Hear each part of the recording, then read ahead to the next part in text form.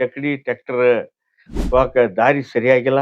ಸ್ವಾತಂತ್ರ್ಯ ಸಿಕ್ಕ 80 ವರ್ಷ ಗತಿಸಿದ್ರು ಸಹಿತ ರೈತ ಏನು ಹಿಂದೆ ಕಷ್ಟಪಟ್ಟಿದ್ದ ಅದ ಕಷ್ಟದೊಳಗನೆ ಇನ್ನೂ ಸಾಗುವಂತ ಪರಿಸ್ಥಿತಿ ಒಳಗೈತಿ. ನಾವು ಬೆಳೆ ಪೀಕ್ ಮಾಡ್ಬೇಕಪ್ಪ ಅಂದ್ರೂ ಹೋರಾಟ ಮಾಡುವಂತ ಪರಿಸ್ಥಿತಿ ಬಂದೈತಿ. ಬೀಜ ಗೊಬ್ಬರ ಸಲುವಾಗಿ ಅದನ್ನ ಮಾರುಕಟ್ಟೆ ಮಾರ್ಲಿಕ್ಕೂ ಸಹಿತ ನಾವು ಕಷ್ಟಪಡುವಂತದ್ದಾಗೈತಿ. ಗೊಬ್ಬರ ಉಚಿತವಾಗಿ ಕೊಡುವಂತ ಕೆಲಸ ಆಗ್ಬೇಕು, ಬೀಜವನ್ನ ಉಚಿತವಾಗಿ ಕೊಡುವಂತದ್ದಾಗ್ಬೇಕು ಮತ್ತು ನದಿ ಜೋಡಣೆ ಮಾಡುವಂತ ಕೆಲಸ ಆಗ್ಬೇಕು. ಇವತ್ತು ಮಳೆ ಕಡಿಮೆ ಆಗೈತಿ ಅಂತ ಹೇಳಿ ಇವತ್ತು ಊರಾಗಿಂದ ಹೊಲಕ್ಕ ಬಾಡಿಗೆ ಮಾಡ್ಕೊಂಡು ನೀರಿನ ಟ್ಯಾಂಕರ್ ಮುಖಾಂತರ ಟ್ರ್ಯಾಕ್ಟರ್ ತಗೊಂಡು ಹೋಗಿ ಅಲ್ಲಿ ಅಗಿ ಹಚ್ಚುವಂತ ಕೆಲಸ ಮಾಡ್ತಾ ಇದ್ದಾನೆ. ಇಡೀ ರಾಜ್ಯದೊಳಗಿನ ತೀರ ರೈತ ಆ ಸಂಕಷ್ಟದೊಳಗಾದ್ರೆ ರೈತರಿಗೆ ಉಚಿತವಾಗಿ ವಿದ್ಯುತ್ ಕೊಡುವಂಥದ್ದು ಮತ್ತು ನೀರಾವರಿ ಕ್ಷೇತ್ರವನ್ನು ಹೆಚ್ಚಿನದಾಗಿ ಮಾಡುವಂಥದ್ದು 70% ರೈತಾಪಿ ವರ್ಗ ಇರೋದ್ರಿಂದ ಇವತ್ತು ರೈತಾಪಿ ವರ್ಗದ ಮಕ್ಕಳು ಸಹಿತ ಇವತ್ತು ಸಾಲಿ ಕಲ್ತ ಡಿಗ್ರಿ ಮುಗಿಸಿ ಇವತ್ತು ನಿರುದ್ಯೋಗಿ ಯುವಕರಾಗಿ ಮನೆಯೊಳಗೆ ಕುಂಡ್ರುವಂತ ಪರಿಸ್ಥಿತಿ ಬಂತಿ. ನಾವು ರೈತರ ಪರ ಅದೀವಿ, ನಾವು ರೈತನ ಮಕ್ಕಳ ಅನ್ನುವಂಥದ್ದನ್ನ ಬಿಡಬೇಕು. ರೈತರ ಪರವಾಗಿ ನಿಂತ ವಿಧಾನಸಭೆ ಒಳಗಿರ್ಬೋದು, ಲೋಕಸಭೆ ಒಳಗಿರ್ಬೋದು ಧ್ವನಿಯಾಗಿ ರೈತರ ಪರವಾಗಿ ತಾವು ಕೆಲಸವನ್ನ ಮಾಡ್ಬೇಕಂತ ಶಾಸಕರಿಗೆ, ಸಂಸದರಿಗೆ ಹಾಗೂ ಸಚಿವರಿಗೆ, ಮುಖ್ಯಮಂತ್ರಿಗಳಿಗೆ ಹಾಗೂ ಪ್ರಧಾನಮಂತ್ರಿಗಳಿಗೆ ವಿನಂತಿ ಮಾಡ್ಕೊತೀನಿ.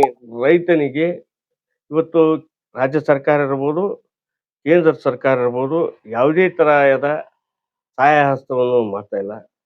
ಇವತ್ತು ನಾವು ನಮ್ಮ ಭಾರತ ದೇಶ ಮುಂದುವರೆದೈತಿ. ನಮ್ದು 2047ಕ್ಕೆ ವಿಶ್ವದೊಳಗ ನಂಬರ್ 1 ಭಾರತ ಆಕ್ಕೈತಿ ಅನ್ನುವಂಥದ್ದನ್ನ ಎಲ್ಲ ರಾಜಕೀಯ ನಾಯಕರು ಹೇಳೋದನ್ನ ನೋಡಿದ್ರ ನಮಗ ವಿಷಾದ ಅನಿಸ್ತತಿ. ಯಾಕಂದ್ರ ಇವತ್ತ ರೈತನಿಗೆ ಜಮೀನುಗಳಿಗೆ ಹೋಗ್ಬೇಕಂದ್ರ ಸರಿಯಾದ ರಸ್ತೆ ಇಲ್ಲ. ಹಾಗೂ ಇವತ್ತ ಭೂಮಿ ಒಳಗ ನಾವು ಏನಾದರೂ ವ್ಯವಸಾಯ ಮಾಡ್ಬೇಕಂದ್ರ ಹೊಲಕ್ಕೆ ಹೋಗಾಕ ನಮಗ ಚಕ್ಡಿ ಟ್ರ್ಯಾಕ್ಟರ್ ಹೋಗಾಕ ದಾರಿ ಸರಿಯಾಗಿಲ್ಲ ಮತ್ತು ರೈತನಿಗೆ ಬೇಕಾದಂಥ ಮೂಲಭೂತ ಸೌಕರ್ಯಗಳು ಇರ್ಬೋದು. ಇವತ್ತು ಸರ್ಕಾರಿ ಗೊಬ್ಬರ ಸಲುವಾಗಿ ನಾವು ಹೋರಾಟ ಮಾಡುವಂಥದ್ದಾಗೈತಿ, ಬೀಜದ ಸಲುವಾಗಿ ನಾವು ಹೋರಾಟ ಮಾಡುವಂಥದ್ದಾಗೈತಿ ಮತ್ತು ನಾಳೆ ಬೆಳೆಗಳು ಬಂದಾಗಲೂ ಸಹಿತ ನಾವು ಅದನ್ನ ಮಾರಾಟ ಮಾಡಕ್ಕೂ ಸಹಿತ ನಾವು ಹೋರಾಟ ಮಾಡುವಂತ ಪರಿಸ್ಥಿತಿ ಬಂದೈತಿ. ಅದಕ್ಕೆ ಇವತ್ತೇನು ರಾಜ್ಯ ಸರ್ಕಾರ ಇರ್ಬೋದು, ಕೇಂದ್ರ ಸರ್ಕಾರ ಇರ್ಬೋದು, ನಾವು ಯಾವುದೇ ಪಕ್ಷದ ಪರವಾಗಿರುವುದಿಲ್ಲ. ನಾವು ರೈತ ಕುಲದವರು, ರೈತ ಬಾಂಧವರು, ತಮ್ಮನ್ನ ಆರಿಸಿ ಕಳಿಸಿದಂತ ನಾಯಕರು ನಾವು. ಇವತ್ತೇನು ನಮಗೆ ಸ್ವಾತಂತ್ರ್ಯ ಸಿಕ್ಕ 80 ವರ್ಷ ಗತಿಸಿದ್ರು ಸಹಿತ ರೈತ ಏನು ಹಿಂದೆ ಕಷ್ಟಪಟ್ಟಿದ್ದ ಅದ ಕಷ್ಟದೊಳಗನೆ ಇನ್ನೂ ಸಾಗುವಂತ ಪರಿಸ್ಥಿತಿ ಒಳಗೈತಿ. ಅದಕ್ಕೆ ಇವತ್ತು ಮಾನ್ಯ ಶಾಸಕರು ಇರ್ಬೋದು, ಸಂಸದರು ಇರ್ಬೋದು, ಮಂತ್ರಿಗಳು ಇರ್ಬೋದು, ಮುಖ್ಯಮಂತ್ರಿಗಳು ಇರ್ಬೋದು, ಪ್ರಧಾನಮಂತ್ರಿಗಳು ಇರ್ಬೋದು, ಆದಷ್ಟು ತಾವು ಕೂಡಲೇ ರೈತರಿಗೆ ನೆರವಾಗುವಂಥದ್ದು. ಇವತ್ತ ವ್ಯವಸಾಯ ಮಾಡುವ ಹೊತ್ತಿನೊಳಗ ಗೊಬ್ಬರ ಉಚಿತವಾಗಿ ಕೊಡುವಂತ ಕೆಲಸ ಆಗ್ಬೇಕು, ಬೀಜವನ್ನ ಉಚಿತವಾಗಿ ಕೊಡುವಂಥದ್ದಾಗ್ಬೇಕು ಮತ್ತು ನದಿ ಜೋಡಣೆ ಮಾಡುವಂತ ಕೆಲಸ ಆಗ್ಬೇಕು ಮತ್ತು ರೈತ ಹೊಲಕ್ಕೆ ಹೋಗಿ ಬರ್ಲಿಕ್ಕೆ ಸರಳವಾದ ಮಾರ್ಗವನ್ನ, ರಸ್ತೆಯನ್ನ ನಿರ್ಮಾಣ ಮಾಡುವಂತ ಕೆಲಸ ಆಗ್ಬೇಕು ಮತ್ತು ರೈತ ಬೆಳೆದಂತ ಬೆಳೆಗಳಿಗೆ ಮಾರ್ಲಿಕ್ಕೆ ಆ ಒಂದು ಹೋಬಳಿ ಮಟ್ಟಕ್ಕ ತಾಲೂಕಿಗೆ 7ರಂತೆ ಒಂದು UPMC ಖರೀದಿ ಕೇಂದ್ರವನ್ನ ತೆಗೆಯುವಂತ ಕೆಲಸ ಮಾಡಿ ರೈತ ಬೆಳೆದ ಬೆಳೆಗೆ ಬೆಂಬಲ ಬೆಲೆ ನೀಡಿ ಏನು ಸರ್ಕಾರದಿಂದ ನಿಯೋಜನೆ ಮಾಡಿರಿ ಆ ಬೆಲೆಯೊಳಗೆ ರೈತರಿಗೆ ಅನುಕೂಲವಾಗಂಗ ಮಾರುಕಟ್ಟೆಯನ್ನು ತೆಗೆದು ರೈತರಿಗೆ ಅನುಕೂಲ ಮಾಡಿಕೊಡುವಂಥದ್ದಾಗ್ಬೇಕು. ಇವತ್ತು ಮಳೆ ಕಡಿಮೆ ಆಗೈತಿ ಅಂತ ಹೇಳಿ ಇವತ್ತು ಊರಾಗಿಂದ ಹೊಲಕ್ಕೆ ಬಾಡಿಗೆ ಮಾಡ್ಕೊಂಡು ನೀರಿನ ಟ್ಯಾಂಕರ್ ಮುಖಾಂತರ ಟ್ರ್ಯಾಕ್ಟರ್ ತಗೊಂಡು ಹೋಗಿ ಅಲ್ಲಿ ಅಗಿ ಹಚ್ಚುವಂತ ಕೆಲಸ ಮಾಡ್ತಾ ಇದ್ದಾನೆ.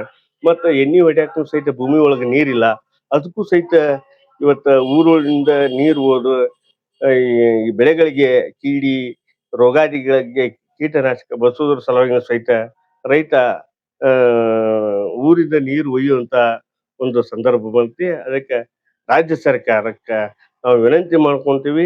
ಯಾಕಂದ್ರೆ ಇವತ್ತ ಒಂದೇ ಗ್ರಾಮದ್ದಲ್ಲ, ಒಂದೇ ತಾಲೂಕಿಂದಲ್ಲ, ಇಡೀ ರಾಜ್ಯದೊಳಗಿನ ತೀರ ರೈತ ಆ ಸಂಕಷ್ಟದೊಳಗಾದ್ರೆ ಇವತ್ತ ಕೂಡಲೇ ಮುಂಗಾರಿ ಬೆಳೆ ಹಾನಿಯನ್ನ ಕೊಡುವಂತ ಕೆಲಸ ಮಾಡಬೇಕು ಮತ್ತು ರೈತ ಹಲವಾರು ವರ್ಷಗಳಿಂದ ಇದೇ ತರ ಸಂಕಷ್ಟದೊಳಗೆ ಸಿಲುಕ್ಯಾನ.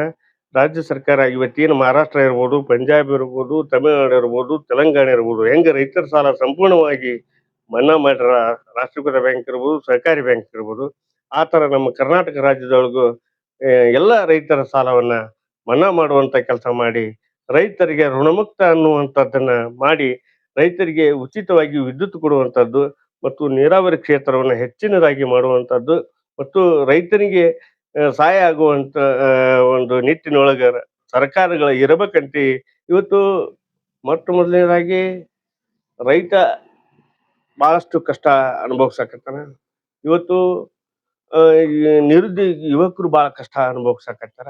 ಯಾಕಂದ್ರ ಇವತ್ತು ನಮ್ಮ ಭಾರತ ದೇಶ ಒಂದು ಬಹು ಜನಸಂಖ್ಯೆಯನ್ನ ಹೊಂದಿದ ದೇಶವಾಗಿರೋದ್ರಿಂದ 70% ರೈತಾಪಿ ವರ್ಗ ಇರೋದ್ರಿಂದ ಇವತ್ತು ರೈತಾಪಿ ವರ್ಗದ ಮಕ್ಕಳು ಸಹಿತ ಇವತ್ತು ಶಾಲಿ ಕಲ್ತು ಡಿಗ್ರಿ ಮುಗಿಸಿ ಇವತ್ತು ನಿರುದ್ಯೋಗಿ ಯುವಕರಾಗಿ ಮನೆಯೊಳಗ ಕುಂಡ್ರುವಂತ ಪರಿಸ್ಥಿತಿ ಬಂತಿ.